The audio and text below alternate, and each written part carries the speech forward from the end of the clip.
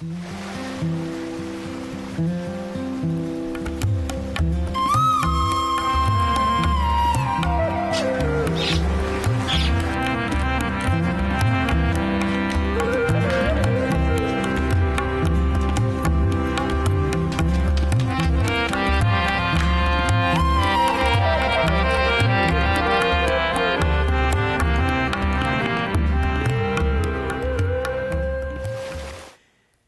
खुदावन से मोहब्बत रखता हूँ क्योंकि उसने मेरी फरियाद और मिन्नत सुनी है।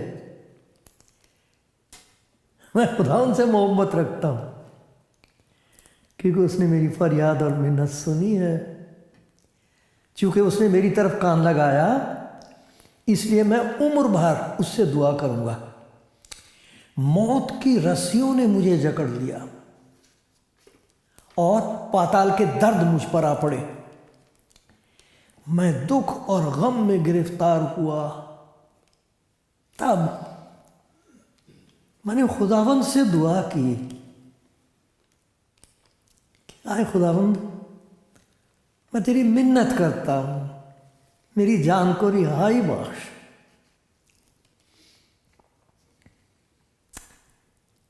तब मैंने खुदावंद से दुआ की, हाय खुदावंद, मैं तेरी मिन्नत करता हूँ, मेरी जान को रिहाई बख्श। खुदावंद सादिक और करीम है, हमारा खुदा रहीम है।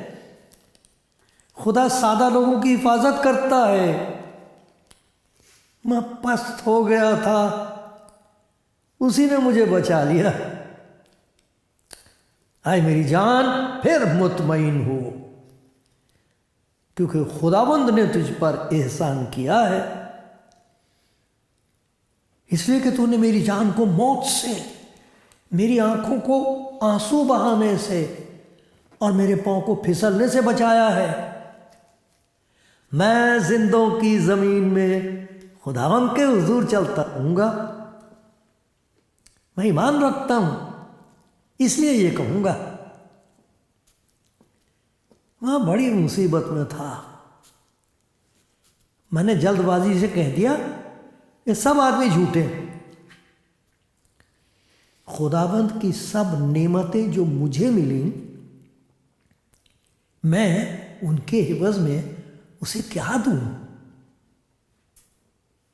खुदावंद की सब नेमतें जो मुझे मिली, मैं उनके हिवज में उसे क्या दूं? आप सबका स्वागत करता हूँ खुदावंद यीशु मसीह के प्यार और आदर के साथ। सबको खैर मकदम कहता हूँ। आप सबके लिए खुदा का शुक्र करता हूँ, क्योंकि आप खुदा के प्यारे हैं। कौन नहीं है? कौन है ऐसा जो खुदावंद का प्यारा नहीं? कौन है जिसको खुदावंद प्यार नहीं करता? कौन है जो उसकी नज़र में कीमती नहीं है? सब। इसीलिए तो लिखा है, खुदा ने जहान से मोहब्बत रखी। मेरा सलाम आप सबको, और खुदा का शुक्रगुजार हूँ इस बात के लिए, आज फिर उसने मुझे मौका दिया है। बस खुदा उनका प्यार याद दिलाता हूँ मैं। उसी का तजुर्बा मुझे हुआ है। अगर खुदा मुझ पर रहम ना करता तो ना जाने कहाँ होता मैं। उस रहम का, उस रिहाई का, उस राहत का जो उसमें है, सबके लिए है, मुफ्त है, मैं चर्चा करता हूँ, वही आपको याद दिलाता हूँ। खुदा करे आज आप उसका प्यार महसूस कर सकें और आपके दिल में ये सवाल पैदा हो कि हाँ, तू मुझे इतना प्यार करता है,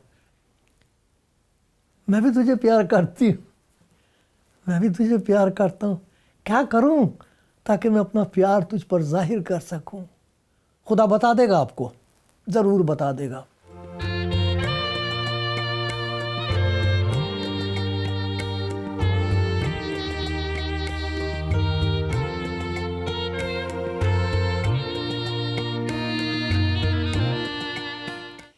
सुनने वालों सुनो, एक लड़का था, नाम नहीं मालूम उसका, और उसकी कहानी में उसकी माँ का बहुत बड़ा हिस्सा है। माँ का भी नाम मालूम नहीं,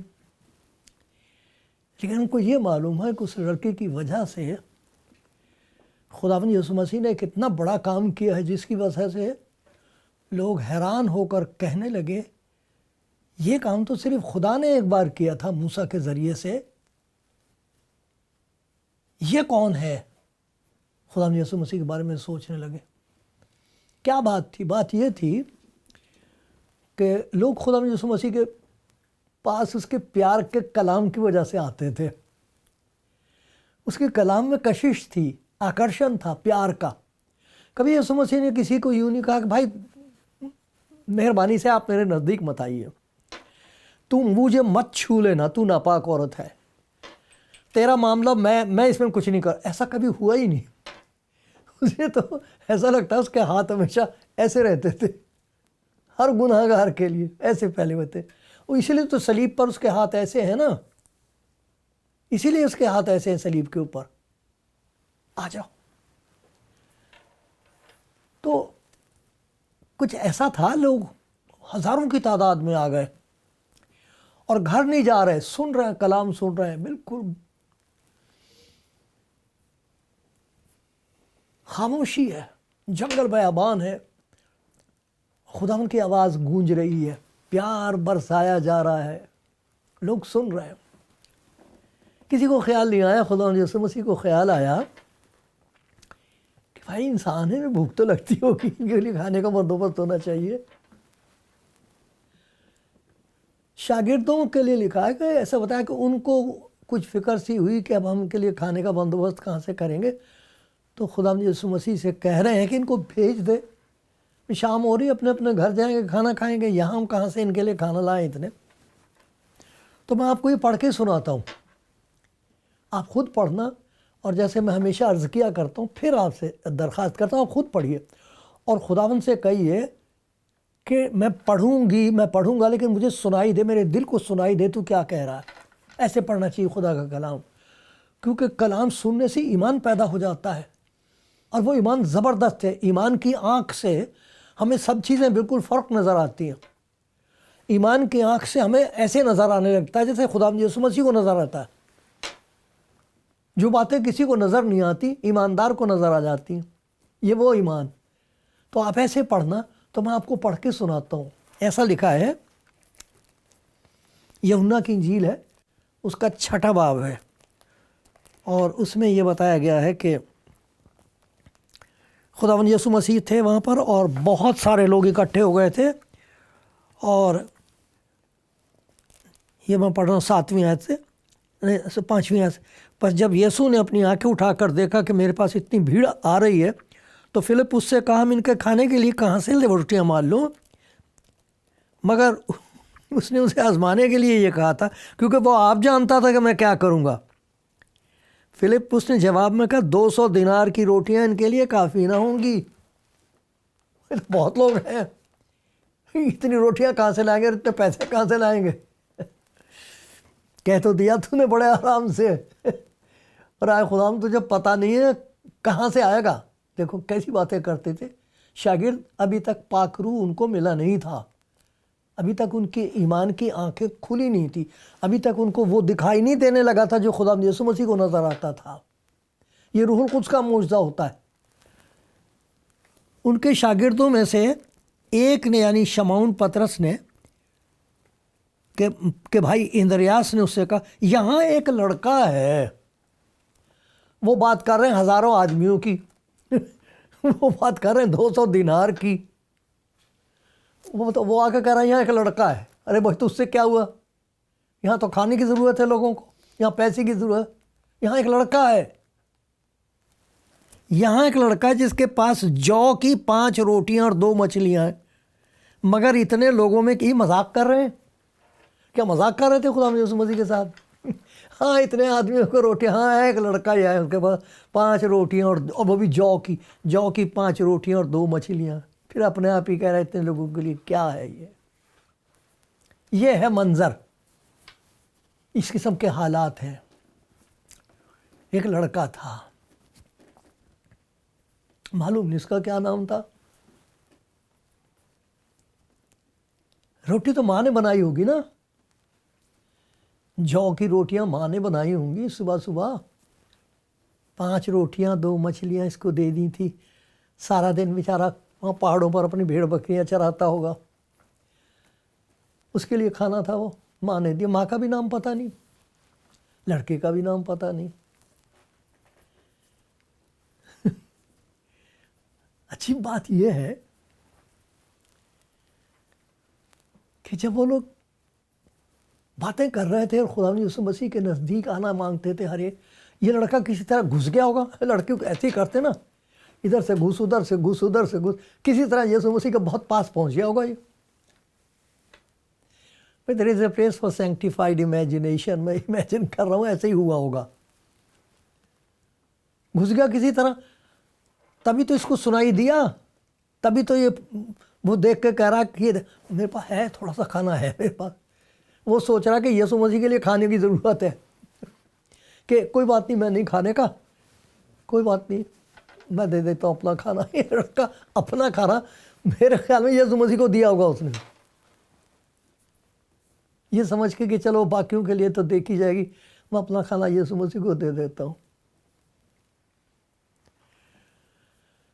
ये वो वक्त होगा जब बहुत सारे लोग याद कर रहे होंगे कि एक वक्त था, उसका जिक्र है। देखो आप मेरे साथ देखिए, खरूज की किताब में, खरूज की किताब में ऐसा हुआ था, खुदा का बंदा मूसा, खुदा ने उसको इस्तेमाल किया और एक कौम को मिस्र की ग़ुलामी से 400 बरस की ग़ुलामी के बाद से लेके आ रहा है। बड़े बड़े अजीब तजुर्बे उनके हुए, कैसी कैसी मुश्किल में से, मौत के मुंह में से निकाल निकाल के लेके आ रहा है। इतने लोग, औरतें, बच्चे, वो सब आ रहे हैं। अब खाना कहाँ से उनके पास आए, तो बिगड़ गए, नाराज़ हो रहे हैं मूसा से। मूसा से कह रहे हैं, बुड़ा कर कह रहे हैं खुदा से, अरे वहाँ हम रोटियां खाते थे, ये खाते थे, वो खाते थे, हांडियाँ होती थी, बस बैठे चारों तरफ बातें करते थे। यहाँ कहाँ लेके आया, हम पत्थर चाटे, क्या खाएं यहाँ, या है कुछ हमारे लिए, क्यों हमें वहाँ से लेके। इस किस्म के ख्यालात, इतना बड़ा मौजज़ा खुदा का देखा उन्होंने कि मूसा ने ऐसे अपने हाथ का जो असा था, डंडा था, उसको ऐसे किया, पानी के 2 हिस्से हो गए। अब कह रहे हैं कि अब हाँ हम वापस हमें ले जा। ज़रा सी परेशानी आई, कहाँ गया उनका ईमान, डूब गया। खुदा ने उन्हें समुंदर में से बचा लिया, ईमान डूब गया वहाँ खुशकियों में। अब यहाँ पर भी इसी किस्म का मसला है, इतने लोगों के लिए खाना कहाँ से आएगा। कहते हैं भाई वो मूसा की बात थी, मूसा का ज़माना था, बड़े बड़े अजीब काम हो रहे थे। हमने पढ़ा है कैसे समुंदर को चीर दिया खुदा ने और अपनी कौम को ले आया, अजीब अजीब काम किए, और खुदा ने उनको आसमान से रोटी खिलाई थी। हमें याद है भाई, वो मूसा का ज़माना था। वो यहोवा की बात थी। ज़माना और है, हम क्या करें। कह रहे एक लड़का है उसके पास 5 रोटी और 2 मछली। हंसते होंगे लोग, मजाक की तो बात ही थी। कहते क्या तमाशा, कोई ये मूसा का ज़माना थोड़ी है, ये मूसा थोड़ी है जो हमको आसमान से रोटी खिला देगा। ये सोच रहे होंगे यीशु मसीह के बारे में। जब वो कह रहे होंगे बैठ जाओ, खाना खाने के लिए बैठो, 50-50 की तार बनाओ, खुदा में यीशु मसीह ने सिखो बैठ जाए 50-50 की में कायदे से बैठ जाए। तो कह रहे हैं बैठ कह के लिए जाए, काहे को बिठा रहे हैं हमें, लेकिन बैठ रहे हैं वो कि खाना कहाँ है। तो कहते हैं मूसा का ज़माना थोड़ी है ये कि आसमान से रोटी आएगी हमारे लिए।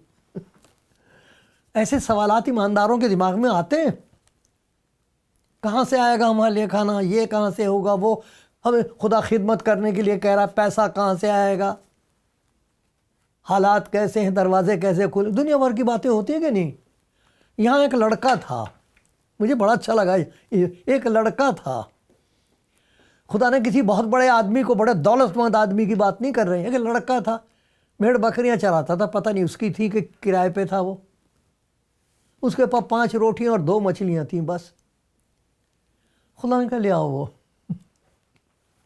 उस लड़के ने खुदा ने उस मसीह को वो अपना खाना दे दिया। उसके लिए लिखा उसने रोटियां ली, आसमान की तरफ देखा और बरकत देकर कहा इन्हें बांट दो।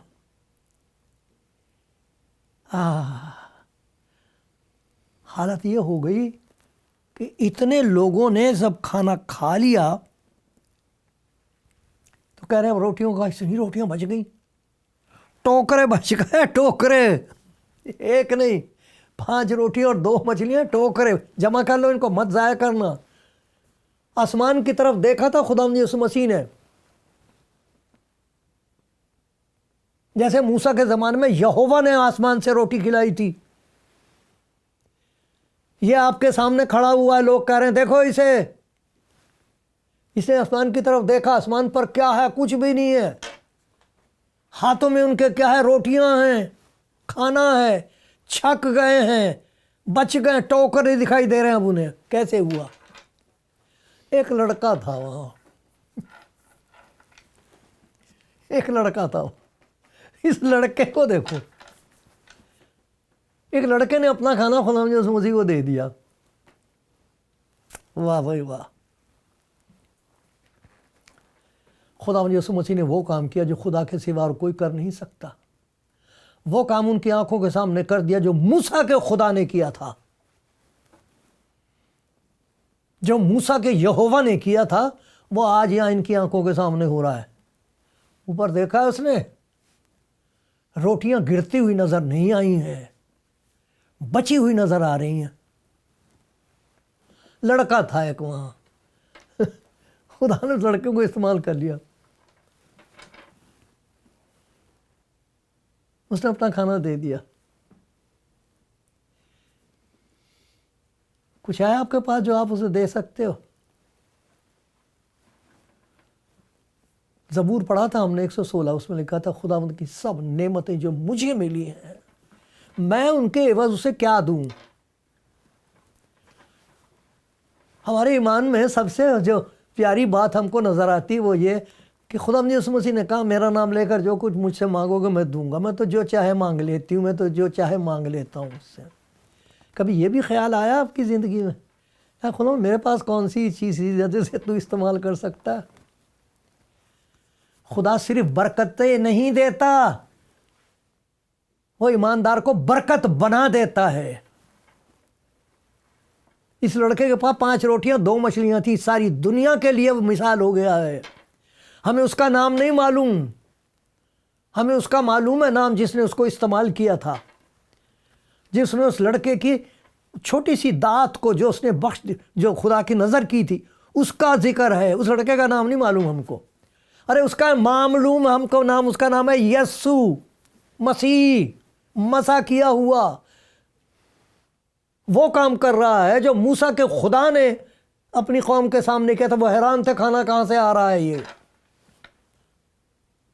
ये हैरान हो रहे हैं टोकरे कहां से बच गए। ये एक लड़का था वहां, एक लड़का। अरे कोई है जो सुनता है और कहते मैं भी एक लड़की हूं। हाँ खुदा, एक लड़का मैं हूं, एक जवान मैं हूं, एक उम्र रसीदा हूं मैं, अब मैं बुजुर्ग हो गई हूं। आए खुदावंद यीशु, मैं अपने आप को तुझे देना चाहती हूं। शैतान कहेगा अब क्या होगा? वाह भाई वाह, अब याद आया है खुदावंद। खुदावंद कहेगा तुझे कुछ पता भी है? कभी स्कूल गया था तो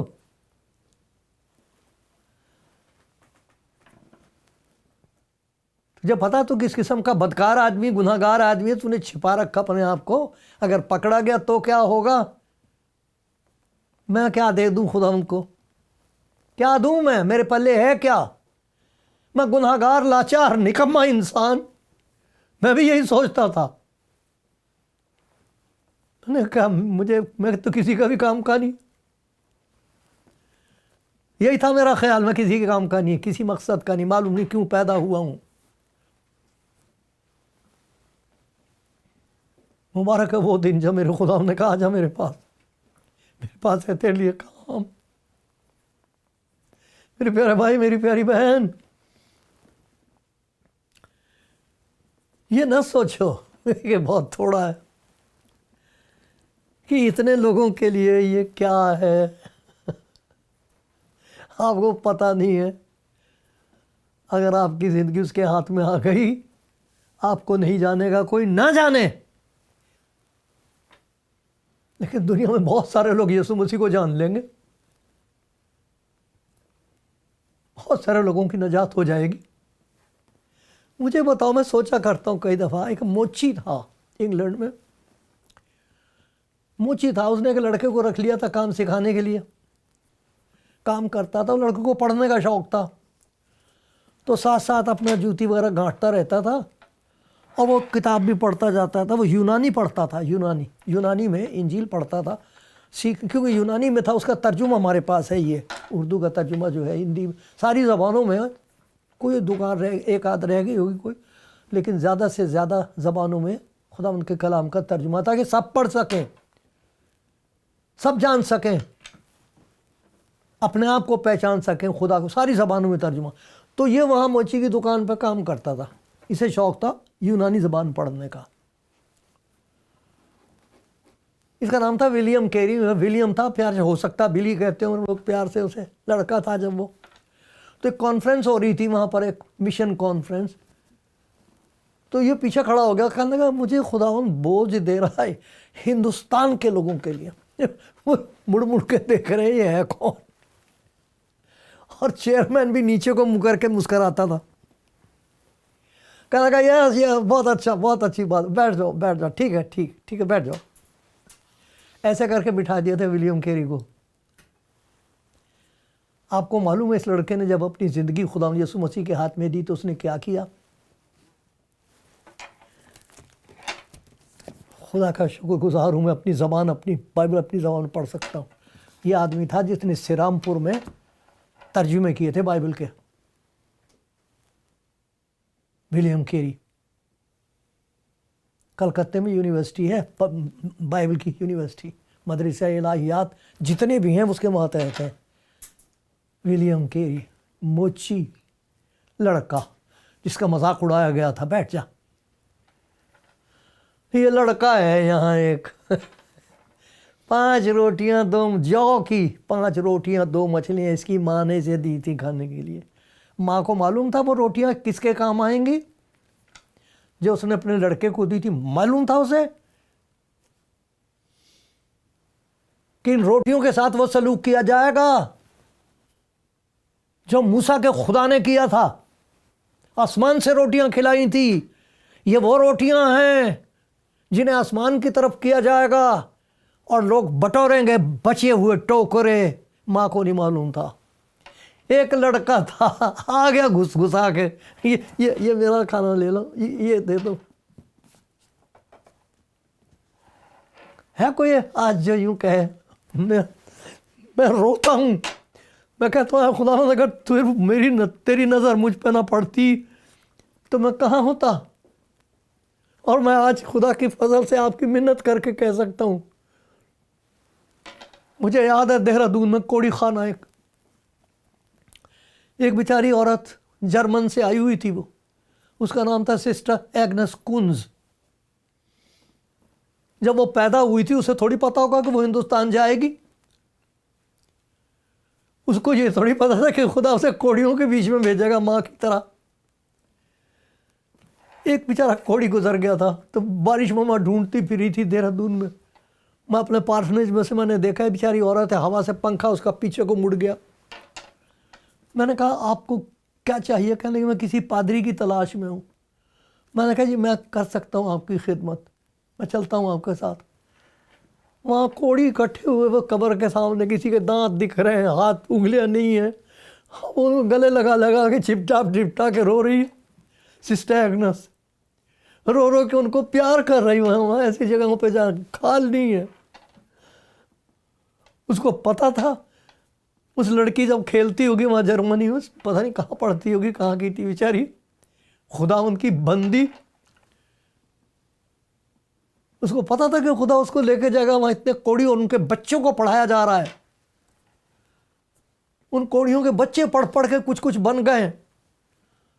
जब फ्यूनरल हो चुका तो मुझे कहने लगी कि आप चाय का बंदोबस्त कर रखा इन लोगों ने आपके लिए। उंगली तो थी नहीं, ऐसे करके कप मुझे दिया चाय का। ऐसी पाक अशा मैंने पहले कभी नहीं ली थी ना बाद में, वो थी मेरे लिए पाक अशा। जब वो मेरी कोड़ी बहन ऐसे करके चाय लाई थी, उसको मालूम थोड़ी था सिस्टर कुंस को कि मैं यहाँ आज बैठकर आंसुओं से उसके लिए शुक्र करूँगा। आपको नहीं मालूम, ये मत सोचो कि मेरे पास ये नहीं है, मेरे पास वो नहीं है। एक लड़का था वहाँ, है कोई लड़का, है कोई लड़की, कोई बुजुर्ग है, कोई मेरी बहन, कोई मेरी माँ, उम्र का मत सोचो। अगर एक रूह तक भी आपने पहुँचा दिया खुदा का प्यार, एक रूह के लिए आसमान पर खुशी मनाई जाती है। हजारों की बातें जाने दो, बड़े आदमी बनने का ख्याल छोड़ दो, कह दो मैं आ गई, मैं आ गया खुदा की सब नेमतें हैं जो मुझे मिली, मैं उनके वजह क्या दूं। सोचना।